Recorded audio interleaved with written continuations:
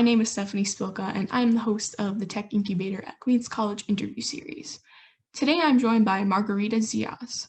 She used to work at the Tech Incubator at Queens College, and now she works in the field of technology. Welcome, Margarita, and could you give me some background on yourself before you worked at the Tech Incubator? Yeah, of course. Thank you, Stephanie. So like you said, my name is Margarita. Before I worked at the Tech Incubator, I have a very interesting background, I guess. I was born here in the United States, and then when I was about 6 years old, my parents, who are both Greek, decided that we would move to Greece for a few years. That was for a couple of factors. First of all, my parents' job. The second one was they definitely wanted us to get more in touch with my Greek culture. So it was really just a good time for us to move there. We ended up living there for about 8 years and then moved around a little bit more. We moved briefly to Australia and we did go to New Zealand for a little bit and then came back to Greece. So I would say we definitely were moving around a lot when I was younger. And then I came back to the United States during my junior year of high school, where I applied for college and knew that I wanted to go to Queens College because my dad's a Queens College alumni. So I was very lucky that I got into Queens College. I was very happy about that. And then about 2 years into my college life, I ended up meeting Ying from the Tech Incubator. And, she started talking to me about everything the Tech Incubator did. And I was like, okay, cool. Let's get started. So when did you start working for Tech Incubator then, and what were your responsibilities? So I would say I started volunteering my second year, but I started actually working for the Tech Incubator probably around my third year in college. My responsibilities really changed throughout time. I was a very easygoing person. So whatever Ying wanted me to do, I was like, okay, I don't know how to do this, but I'm happy to learn. I started off by doing some marketing for the Tech Incubator because we were still trying to get our name out there at the time because a lot of people didn't even know that Queens College had a Tech Incubator. After that, I went on teaching classes. So me and a few of my friends taught classes about cybersecurity. We taught classes for web design. We basically, any topic that we felt we wanted to teach a class about, we would go online, learn about it, and then teach them. Other than that, I did also work as a project manager for quite a few of the startups at the Tech Incubator, which was great.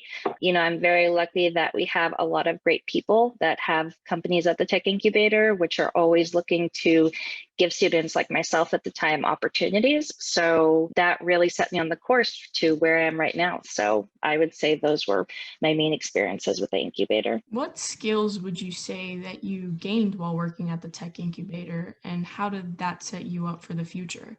Yeah, so project management was definitely one of the main skills that I earned because especially when you're working with a startup, I learned very, very quickly that when you're such a small company, you're kind of 50 people in one. So you can be the HR person, you're the marketing person, you're the software engineer.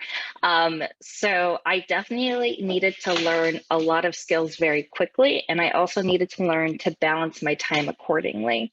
So I think all of that really prepared me because later when I went into the world, it was like, okay, I've done a little bit of everything. So realistically, I felt like I could kind of hop into anything in a corporate environment and I would be set to go. So I think it was just kind of the hustle, the stereotypical New York hustle that really prepared me for my career later on. So what did you do after Tech Incubator up to, let's say, now? Yeah, so it's interesting. While I was at the Tech Incubator, I mentioned that I was teaching cybersecurity classes, and I met a lot of wonderful mentors while working there.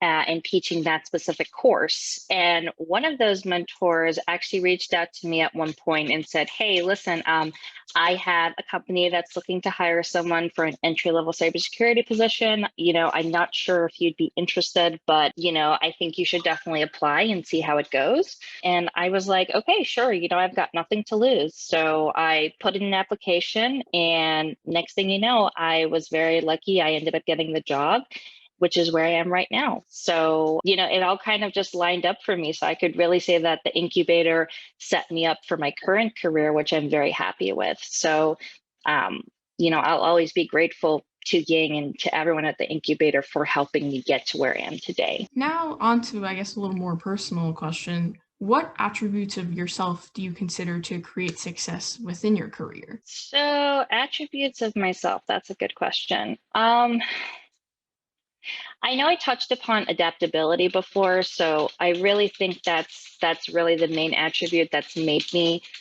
a good candidate for a lot of the roles that I've applied for and a lot of the roles that I've done since the incubator. I can expand upon the story about my recruitment a little bit more here, which I think will help. When I went for my interview, my current manager actually said to me, I have 10 students out there. They've all got their degrees, which I did not have at the time. They all have, probably like 2 or 3 years of experience in this field. So, he asked me, why would I choose to hire you? And, I thought about it for a couple of minutes and I looked at him and I said, all right, so you're telling me those people out there have more experience than I do technically. All right. But can you look me in the eye and tell me that any of them have the project management experience that I do? And he said to me, no, I can't. And I said, okay, so let me ask you then. You seem like a very smart person. Would you rather spend 2 years trying to teach me the tech or 10 years trying to teach them how to be a good people leader and a good manager? And at that point, it just became a numbers game. It was like, yeah, you can't deny that was a good argument. So I think that knowing my self-worth and knowing my value is really something that's helped me get to where I am right now. So I'm very grateful for that, and I'm happy that I was able to stick up for myself when that time came. But yeah, so that's I would say my answer to that.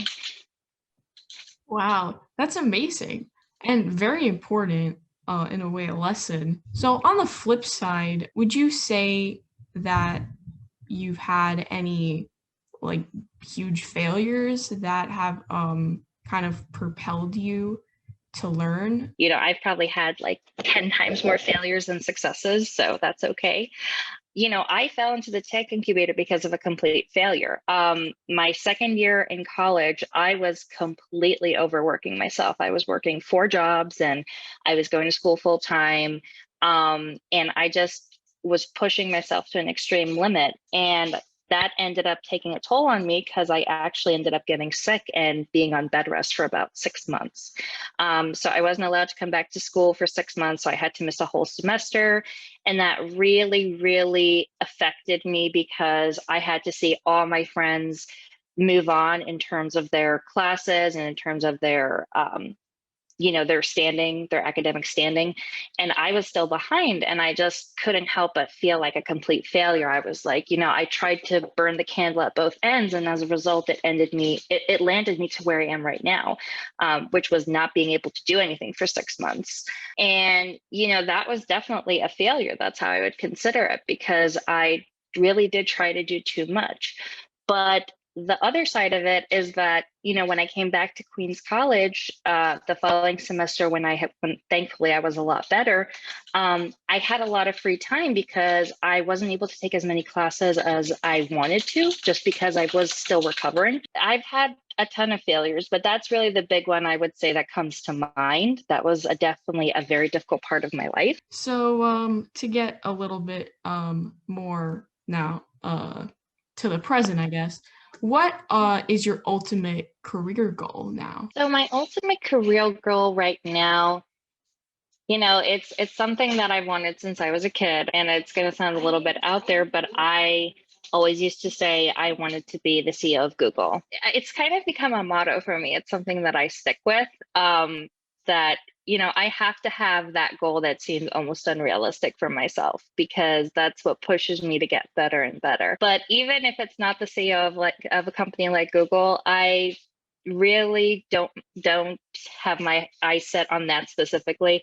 I just want to make it to that point where I can have that level of responsibility And primarily it's because it's not honestly a monetary thing. It's really because I want to be able to change the world and I want to be able to make it a better place.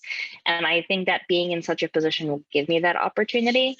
So, the minute that I am able to give back, I want to be able to, I want to give other students that were in my position the opportunity to grow and the opportunity to reach their ultimate goals, and don't let anyone tell you that you can't. So I would say that's my ultimate career aspiration. Before, you actually spoke a little bit about advice, but I would like you to elaborate a little more if you had any advice that you would give to your younger self, or now, I guess, current college students, that could serve as like career advice, personal advice, just anything that you find would help you.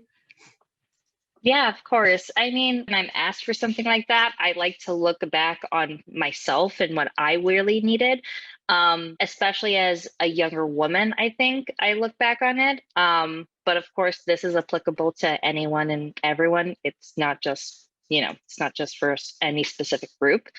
Um, I would say confidence. I think that in today's world, there's a very difficult situation where a lot of students underestimate themselves and have a severe lack of confidence, especially with Queens College students. When I worked there, I had the pleasure of working at the Career Center for a brief semester, and I got to work with so many amazing students that had great GPAs, very smart, but they just felt that they were incapable of reaching for the stars because of the fact that they went to Queens College, which I never really understood. I was that person that was like, hey, I don't think that has anything to do with anything. And, you shouldn't walk into a room and see people from other schools or people from different backgrounds and think that you're at a disadvantage just because, you didn't have that benefit. So I would say that anything that you do in life, don't let yourself think you can't do it just because of factors that you have no control over, whether that be your gender, whether that be, your ethnicity, whether that be your, your family's status in life.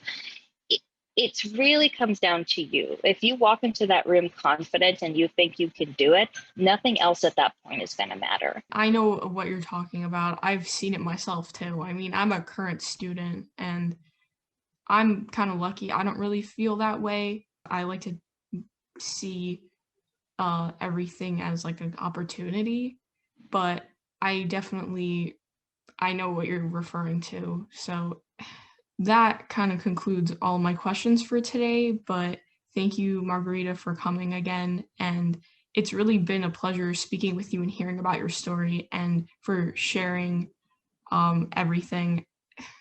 I'm just really thankful that you kind of trusted us to talk and say, your truth. I'm here, and anyone wants to connect with me on LinkedIn or, find me on social media, please feel free to. I welcome it. I love working with Queens College students. I love giving back.